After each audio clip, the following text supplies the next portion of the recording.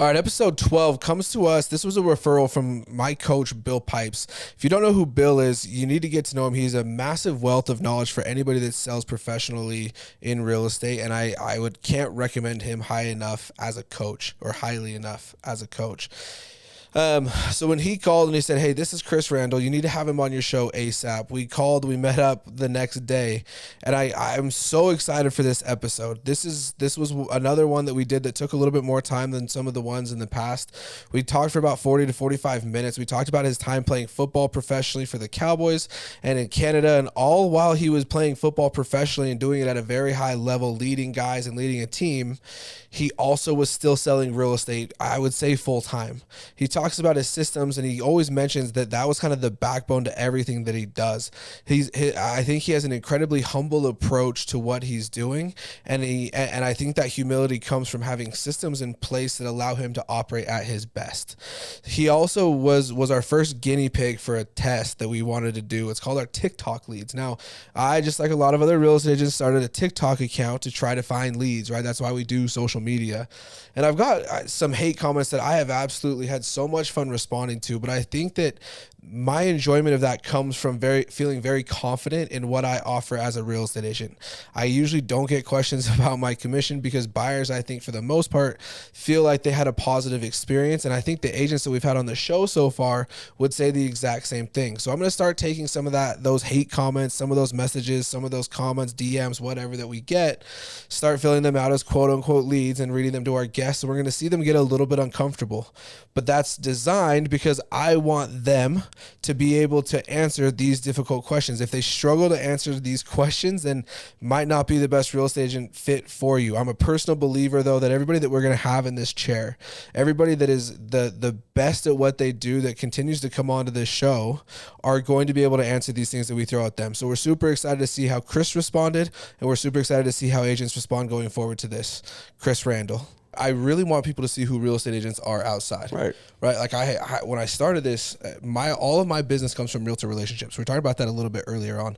All of my business, though, comes from real estate relationships. And so I have met and interacted with and worked with some unbelievable agents. And I'm like, if the general public could meet this person, they would not feel the same way that they do about real estate agents. Right. Real estate agents get a bad reputation. Yep. And it's because we've looked at the numbers, we've ran all the numbers. About 25% of agents will do one deal or less in the next 12 months. Mm-hmm. 25% of us, but those are the people that you and I get labeled with, right? Right. Yeah. Well, I don't concern myself with too many of them. Like, that's why we're here now. We're connected, and like you said, you're pushing it forward. The way I got into the game was from playing football. It's rare that you play a career and not get injured. Well, yeah, so what was your football life like? So I played at Utah State. Where are you from originally? Originally from Oakland, California. Okay. So I grew up there till I was 13, moved to Merced, California, and then I ended up getting a scholarship to play at Utah State.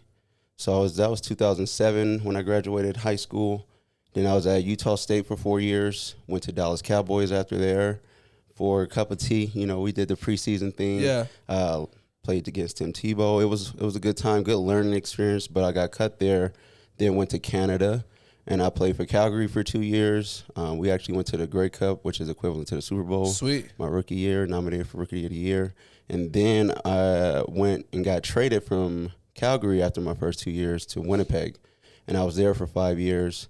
End up, leading that group for a while, being able to be embedded into the city, into the culture. 5 years was a long time. How old are you? I'm 33. 33, okay. Yeah, I actually be 34 next week. Sweet, happy birthday. Appreciate you. So, yeah, I was an all-pro at that time too, so helped leading the group. When I got there, we was winning like 4 or 5 games. Yeah. By the time we ended there, we was in the Western Conference Championship. Good for you guys. Yeah. So. And you were all to blame for that? No, sir.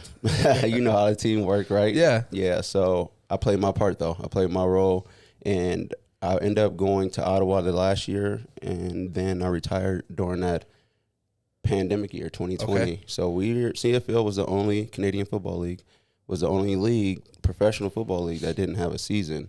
So I was ready to go again, like a 6-game bubble game type situation that everyone was doing. And I was training, and I'm also stayed ready. Yeah. And to tie that all in, I stayed ready. I was training. I was bringing kids in to train with me to make sure I'm ready to go. And I ended up kind of building the training business out of that. So that's how I met Bill Pipe, because I trained his son. Cool. So then you were in Utah at the time, or what were you doing? Yeah, so during the pandemic time. So how was Utah home then? You went to Utah. Did you meet a girl at Utah State? Utah State. Yep. There you go. That's how they do She's it. from Draper. Yep. Yeah. Went to Alta High School probably. Yeah, for sure. Yep. You know it. Yeah. And now you're from Utah. I live here and I rep it here. My son is born here. My wife is from here. I got family ties. How old here. is your son? I got 2 kids. My eldest son is Winston. He's 4, and then my youngest, he's 5 months, and his name is Hendrix. Well, congratulations to you guys. That's exciting. Yeah.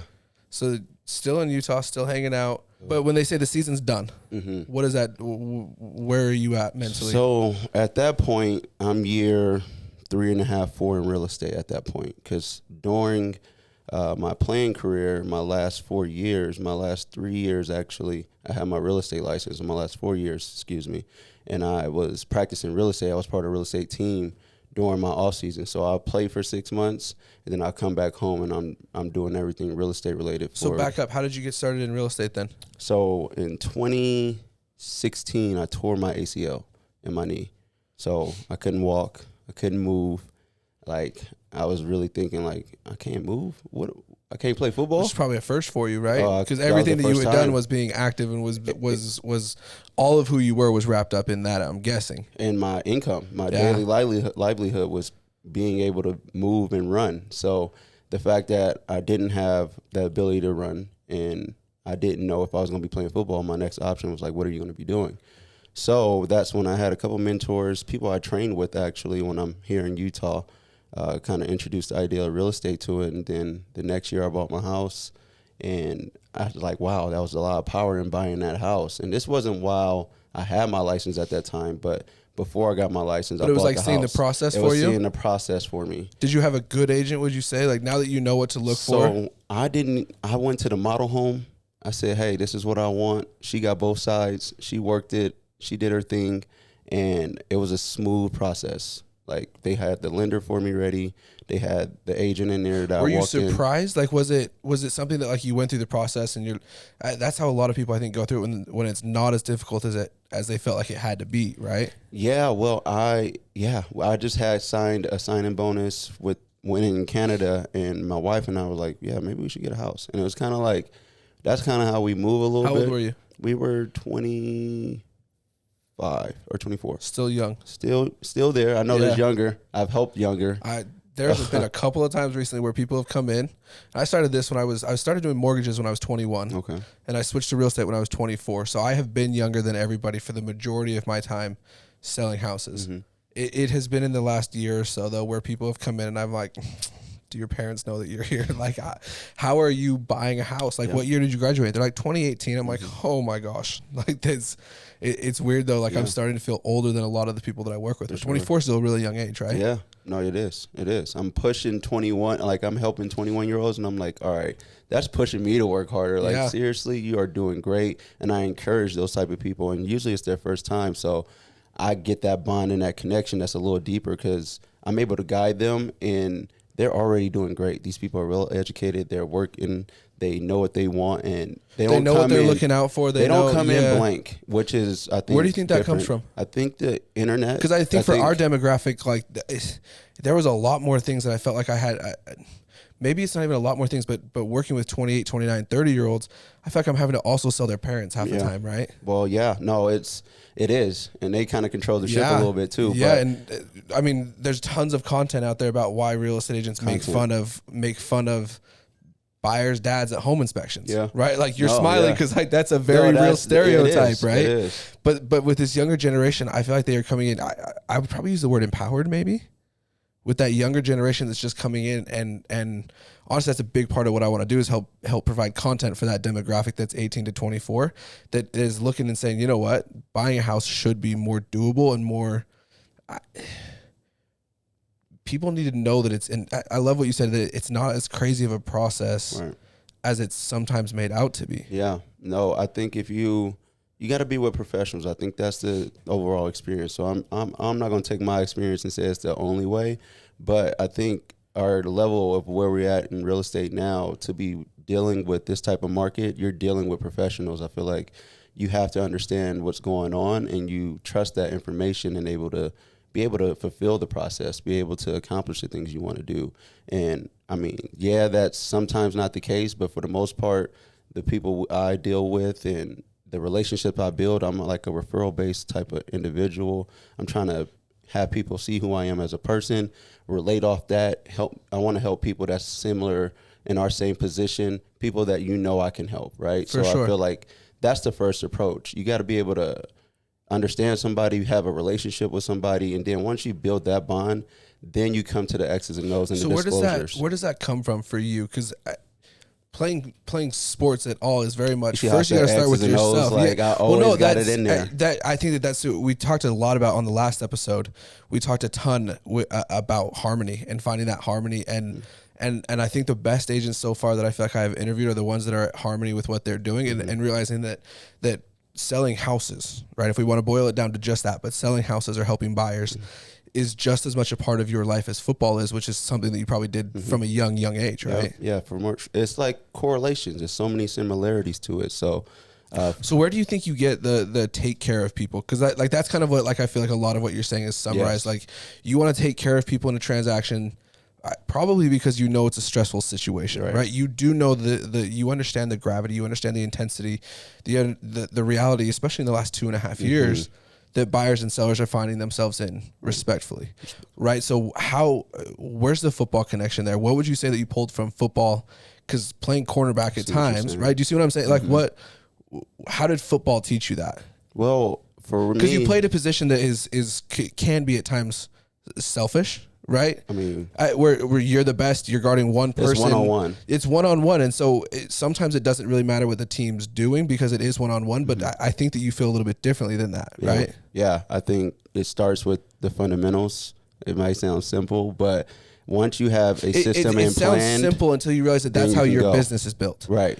That's these simple things that you're talking about is the foundation for what your business looks like. Yeah. And for football, and I do the correlation all the time, it's like in football, if I'm not doing my ladder drills every day to make sure my feet work is correct, if I'm not catching the ball on the jug machine to make sure I'm able to get those interceptions, if I'm not watching film to understand to put myself in a position to make plays, then when the game comes, I'm not going to be ready. So in real estate, the same time this time came, I was grinding. Once I got the understanding that I wasn't going to do football anymore, I studied the market. I was submitting offers. I was still meeting people. We were an essential business. So I was out there open houses. So it's like that's what I had to do in order to keep the systems and build systems in order to be ready for the moment. So, so what did your first year in real estate look like? Because I would love to get into that a little bit more, because you're telling us what it looks like today, but I want to know what it looked like in that first year for you while you're still playing football. You got licensed because, I mean, give me a little bit more detail into that. You had a good experience with the builder's agent, which shout out, right? Let's give a shout out to the builder's agent. So that was not a lot of great builder's agents out there. I can say that. That's fine. I'm a builder's agent, so I'm allowed to say that. You gotta have. I think, like I said, and what I was getting to is the relationship with the person. If you get in there and you feel like an energy that's not going to help you perceive what you're going to do, if people are very responsive to you, like how I want to be responsive, then I go with that intuition. So I felt that way with that agent. So yeah, that kind of felt well with that. But then that was 2013. Yeah. So at what point were you like, okay, I need to be a part of this? So that was 2013. And then by 2016, after I tore my ACL, we've appreciated and value a ton. Yeah. So, the house that you paid X for was now worth. Yes, exactly. A townhome that we had a down payment on. And it's like the equity we had in there at that point from 2013 to 2016, we were paying attention to what was selling. It was like, wow, that's crazy. And that kind of came after I started having conversations with a mentor of mine while I was training, and he was just telling me to pay attention to real estate. And he's like, you know what, I know a group of people that might be good for you. And this is while I'm rehabbing, and like these are times where I have to come back, and I had to come back in a certain amount of time. So I tore my ACL in September 21st, and then I had to be back by May 12th or something like that. So like a 7-month window. So that's when you got licensed, is when you tore that ACL. During that time. So I was getting my ACL, and I was also recovering. And I was getting my real estate license, and I was also recovering from my ACL injury. So was was it the money that you're like, no, okay, that's when I met is... someone who was training with me, who was like, you know what, this might be a good fit. And right now I'm a major in sociology. So I have a major in sociology, a minor in HR. So my history of working before was with the youth, like being able to go to group homes and kind of help them with their situation. I worked out in Orem at Telos at a boarding school for a little bit for my first couple off seasons. So I've always done something in that fashion using my degree. But then I started to kind of, when you got to get more clinically minded for that practice, it was more challenging for me because I'll be wanting to help these kids so bad. Would you say you lead with the emotion more than, so I'm more like, than like I'm the going structure home and the clinical Exactly. I go home and I couldn't even like rest my head thinking about how I can help these kids. But it's like, you got to get more clinical. You got to understand medications. You got to be able to do these things. And that kind of deterred me away from it a little bit. So I was like, what can I do that where can I go that the barrier of entry is 120 hours of online school? I didn't know that though. Yeah. I didn't know, but when he brought the idea of real estate, I'm like, all right, let me see what's going on. And I met a group, Heather Roxborough at the Colorado. Heather's amazing. Oh yeah, she is. She taught me a lot about the game. So I grew up understanding how to throw events, be able to establish your relationships. Brian Buffini. So like, so at what point were you like, okay, this is pretty cool. Like this is anybody that's been doing business and also going from playing professional football, which I think a lot of people would say is the dream, to doing this, which I feel like you still enjoy. I feel like you still love what you do. People that work with pipes usually are, they're into what they're doing. Yeah. They are 100% all in, focused, dedicated to what they're doing, which you have to do from loving something, right? Right, for sure. No, Sorry for everybody listening at home. You're about to hear a cracked cold one. It's Ghost Energy. Okay. Free shout out, publicity. This is a free sponsorship only for right so here. Long though. Only free. Y'all for have so two long. more episodes. Ghost Energy to fill my fridge. There we go. Are we going somewhere else? We're gonna switch to Red Bull. There we go. The love of the game. It's like you just have to be committed. You have to be down. You have to make your mind up. So that's what I did in football. And during my playing days, I would come back and I would work with Heather, and she would teach me and that's when I started seeing the similarities to how I can approach it being a real estate agent, as well how I kind of approach being an independent contractor as a football player. Like, we always got to survive every year your job, your position, because there's younger, there's faster, there's bigger trying to come and get you. So come and get their spot, getting their own. They're not getting me. Like, it's enough for everybody. So Absolutely. They had to come earn their keep, and I had to earn my keep every single year. Yeah. So once I see how Heather was moving and how she operated and how she earned her keep every year, I was like, you know what? I think I can do that. Was there ever a point, and I'm about to get shut down, so I'm just going to ask. Was there ever a point where you were like somewhat bummed out that you had to stop selling for a little while and go back to being a football player? So it was tough for me because my seasons, like the season that I played in, so I would play from May all the way to the end of November. So the meat of real estate seasons, right? So then I come back in the winter when it's the cold months, and I'm building, grinding all the way to February. Well, that's the other thing too, is I don't know that I could take 8 months. I don't want to say you took 8 months off, but you took 8 months off of selling real estate. Right. It's hard to take 8 months off and then just jump back in and say, hey, I'm back. Yes. I'm back until February. Yeah. No, that was why the team came in and played a huge part to me growing. Like, I would do calls still while you were on the trip, or while you were selling, or while you were playing, I mean? There, yeah, for sure. You're still making your calls. You're still like I had a structured system while I played. Why, dude? Why? Because it's a process. It's always a process. So I would go to the weight room at 4 a.m. So I get my workout in, boom, 4 to 5. 5 to 6, all right, let me open this real estate book. Let me see what Heather talked about this week. Let me understand some things about the market. Boom, I'm good there. So 6 to 7, I already worked out. Because you didn't want to be out of touch as soon as... Oh, no, that's not how it works. Like, would you tell people, like, hey, sorry, I'm in Ottawa? Oh, they see me, though. Oh, yeah, if that's the case, for sure. You got to be transparent with what's going on, but that's the value you bring, that I can help you anywhere. Like, I have a whole team of people. So I would do that in the morning, have that understanding, and then I would go into my film study about my preparation on the week. So it was just really, where can I have the capacity to do this? And I feel like being able to have understanding of how my systems work with football and see where I can incorporate real estate in there, it gave me some slots where I'm like, okay, I think I can do this. And I was an all-pro 2017, and I was selling houses in the off season. So then that's crazy.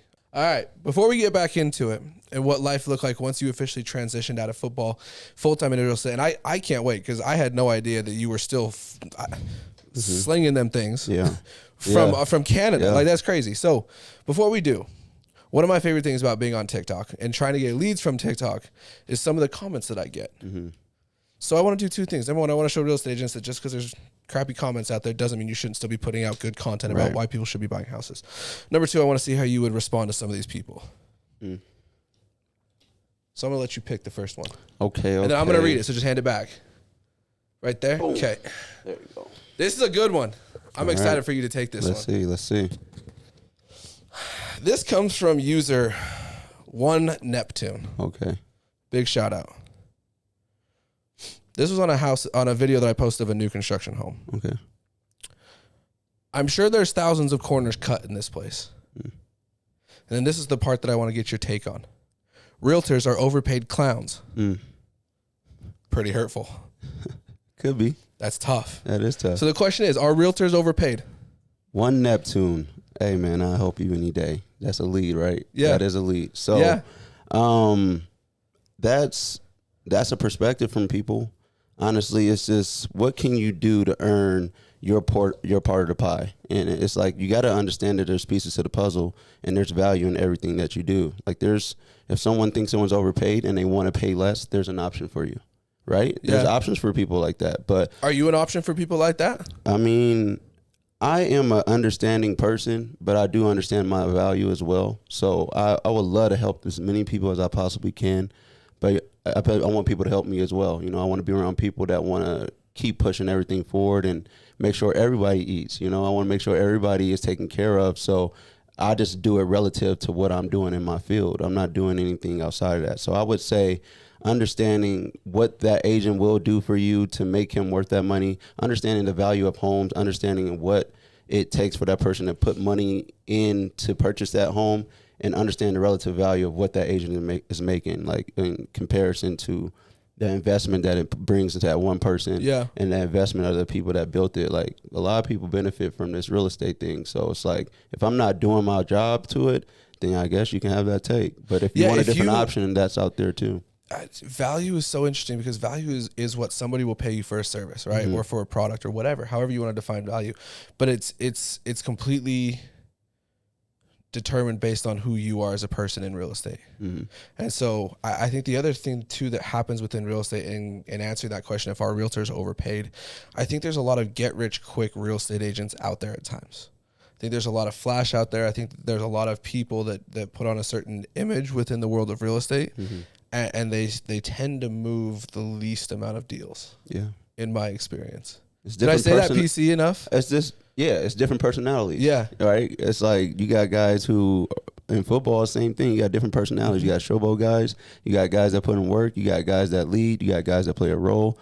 I think real estate is a lot of diversity in what type of agents are out there. And it's on you, again. The energy is a huge thing for me. So you got to go with someone that your family just worked with, I think, or you go with someone that you just met who shares the same energy and understanding, and get a picture of what you want. It all comes down to how you talk and treat and how you be able to connect with somebody. And then the value comes in with, like, all right, are you willing to learn this, or do you know this, or who do you have around you? Like, that's the conversation that's next. But if the connection was never there, then you may feel that way because you don't have no understanding. Okay, so here's a true or false question then. True or false, the agents that you would label, or that the general public might label as overpaid, do you think that they... Sorry, let me figure out how to say that in a true or false. I know what you're trying to say. Yeah. The people that would be labeled as overpaid within our industry, do you think that they are actually overpaid? Ooh, that's a good question. Because for me at least, labeled I would say overpaid, the ones that the general public would look and say that person's probably overpaid, I'm guessing they're not. I'm guessing they're not the ones that are actually paid, right? No, I don't. I would say in our industry, the people I know, like how I got to meet you. Yeah. And they look like the part. They do look like That's it. what, like, the people that I would say are overpaid generally are not the ones that are actually getting paid. The ones that you look at and you're like, oh, they probably do pretty well. Mm-hmm. They're not the ones that people would say are overpaid. Personal opinion. Yeah. No, I would say the ones that look like they're overpaid are most likely overpaid. It's kind of hard to say. It's like, because you got to show it first, right? I feel like understanding how to get in. Like, if you want to be luxury, how else you going to get in? You have to act like you have to be a part of it, or they're not going to trust you. So it's not like it's a fault to them be that way. Like, at the end of the day, you want to be luxury. How can you start if you don't have luxury? You gotta, hey, let me help you with that open house. Hey, you got your card? What's up? We affiliated. Like, yeah, but if you're doing those things, you're not overpaid, because that stuff is exhausting. That part, like, yes, putting that time in authentically and real, that is exhausting. Like, I know that the fake it till you make it term. I was thinking about this yesterday, but that fake it till you make it term is interesting, especially in real estate, because I think if you fake it till you make it in an unprofessional way, you don't make it in real estate. It's too tough. It's too challenging.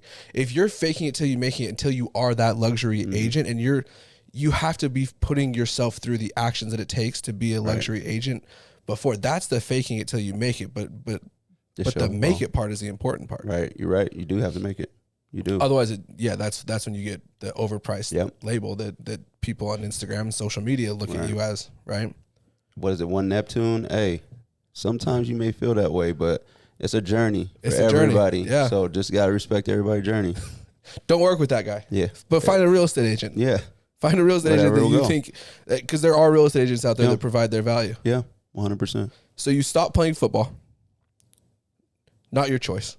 Right. Your season gets cut. Father time is there too now. Yeah. So it's like, I'm holding on to play another one. Honestly, that's how I felt. Like, I was going to do it because it was 6 games. Yeah. But I mean, tore my ACL 4 years before, and I was still like really getting it. So at some time, it's like, all right, I got to wear all the creams. I got to wear the Stockton. I got to get massage. You got to put your ice packs on at halftime. You have to, yeah. And meanwhile, 22, 23 don't even got to warm up. Yeah. And it's like, okay.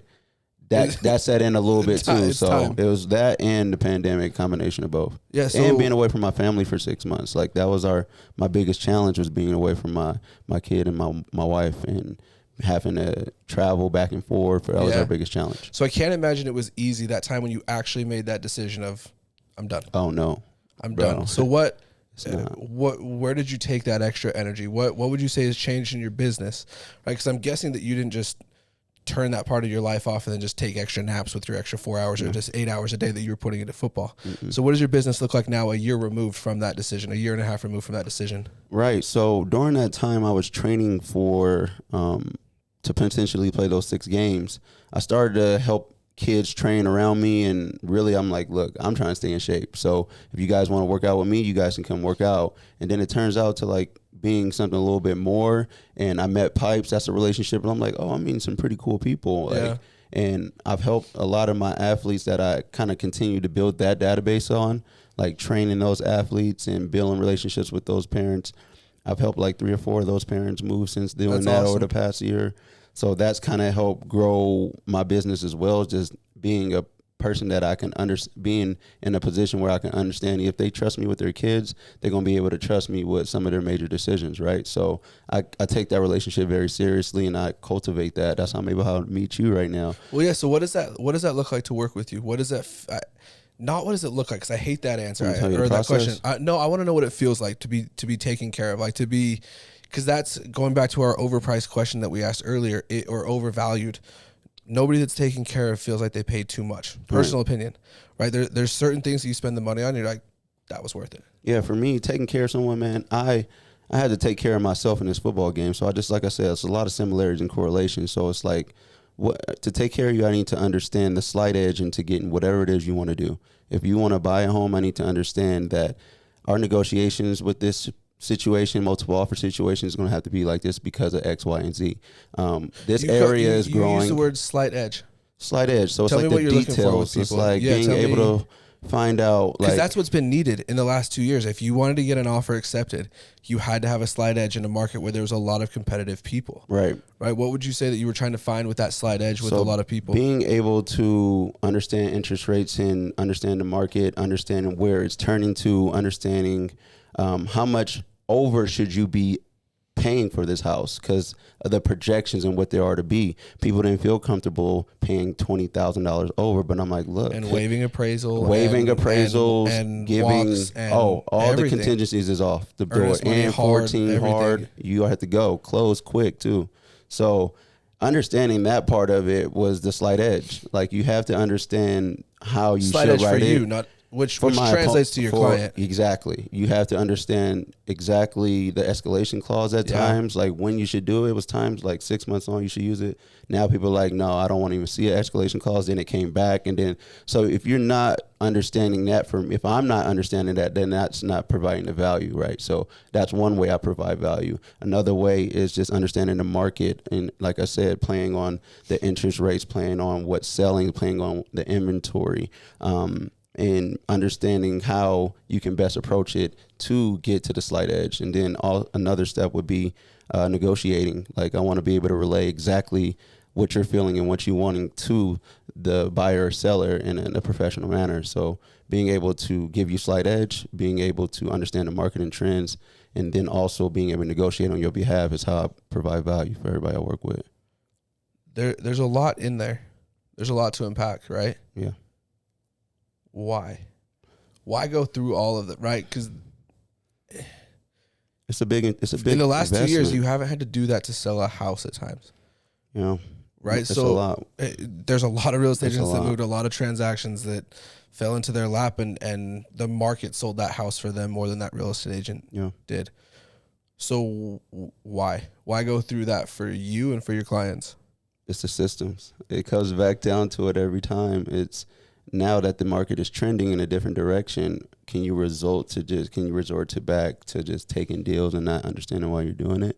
So I think being able to learn from a Heather, being able to learn from Bill, being able to learn from other mentors and people that I watch, Jimmy Rex, a lot of people that I look at, I pay attention. It's like film study for me. It's like when I'm in playing football, I had to understand my opponent. I had to understand how I can make plays. I need to watch myself to see how I fit in the equation as well. So I always try to watch someone. Would you say success leaves clues? Always. Yeah. Always. Yeah. 100%. I'm a huge Kobe Bryant guy. Yeah. So whatever he did is golden to me. So at 4 o'clock in the morning, that's where that came from. I'll wake up at 4 in the morning and start my routine going. And that's. What does that look like? So during the season or now, today? Today. So I'm more of a 5:15 guy now. You got 2 kids. Yeah, man. I used to be 4. Yeah, I'm more of a 5:15 guy, which is still, I think that's not a knock. You know that, right? At 33, 5:15 is not a knock. I'm trying to get it down. Actually, I am. I want to get it back down to 5 just to say I can. But 5:15 is where I'm at right now.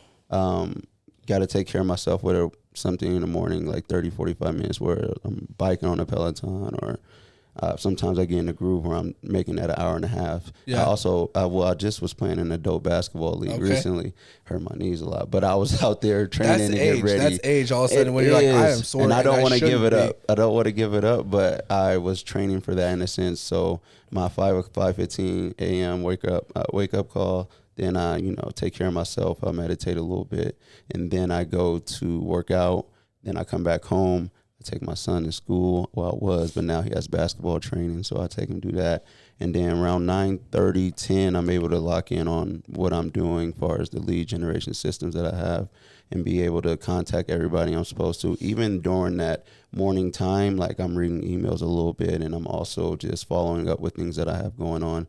So that's like one of the first things I do, actually. And then during that 10 to almost like 3 p.m., I'm just making sure I'm cultivating, make sure I'm understanding my current situation, what I'm doing to get where I want to get to. So as far as my leads, as far as my calls, as far as my current things under contract, and just the whole list. Like there's a list every day that I which is part of the systems that you were talking 100%. About. 100%. So that's midday, and then I take care of that, and also the day goes as it goes, whether I'm doing some training, whether I'm with my family, or whether I'm doing business with real estate. That's kind of where I'm at. So specifically to the market now, what are you looking for? What are you watching? Because there's obviously a shift coming. And so I'm sure that you're fighting to get that edge, right? Yep. That slight edge that you talked about. So what are you seeing? Well, it's the price of homes are high. So it's a lot of buyers that want to get in, and they're making a decision whether I'm going all in or I'm not.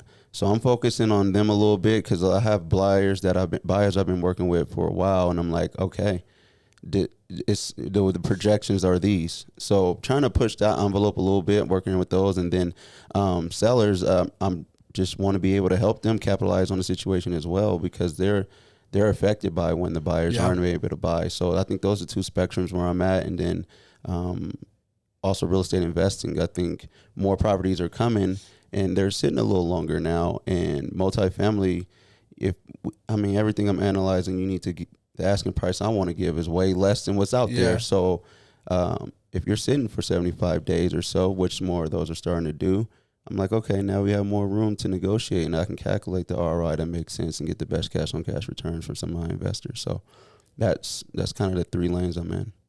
I'm a big advocate for real estate agents. I'm not a big advocate for all real estate agents, let me clarify. Okay. But I think that there are a lot of real estate agents doing a lot of really cool things that can help change the lives of buyers and sellers. I genuinely believe that.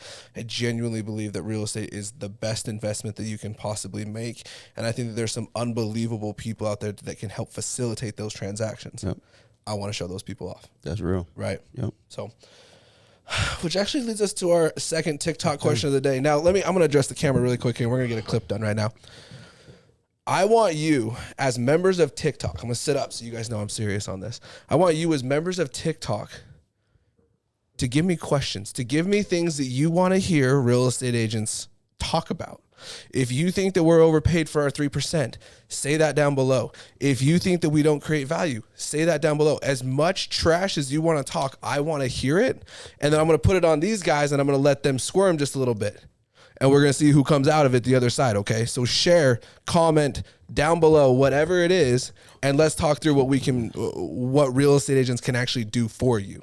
Does that work? Hey, we're here for that. We want all the smoke. So TikTok question number 2. This is from Mr. Munchie Man. So you can tell he's a heavy hitter on TikTok. Munchie Man, okay. Yeah. I can't wait till you can buy a house online, no person needed. Zinger. Yeah. He got you with that one. There'll be a person needed. Do I even need a realtor is the question. Well, do you want the best value? Do you want the most money when you sell? Do you want to understand if you're getting the best deal when you purchase? Then, yeah, it would be necessary. Do you think every real estate agent has that ability to do that? I think to actually tell if somebody's making a good purchase or not? I think that's why like this show. If you have a broker, you should be. If you have a broker, you should be. Yeah. Because it's not always just the agent. Like, yeah, I know it depends on who you got to understand that it's not just one person. That's where a lot of these agents, if they continue to do deals, they don't just do them by themselves. I know it's somebody helping them get through that deal. A lot of them do try, and those deals don't get accepted. So the ones that do, all the ones that are working, I know they have somebody with them. Well, I don't know. I just feel like they do. Because how do you even get to that point? How do you even get to that point? Now, if you can continue to build business, that's different. You don't have a broker for that. Like if you're under somebody who has a broker, they're going to protect their name 100%. To an extent, right? Yeah. You can't handle everything every agent do.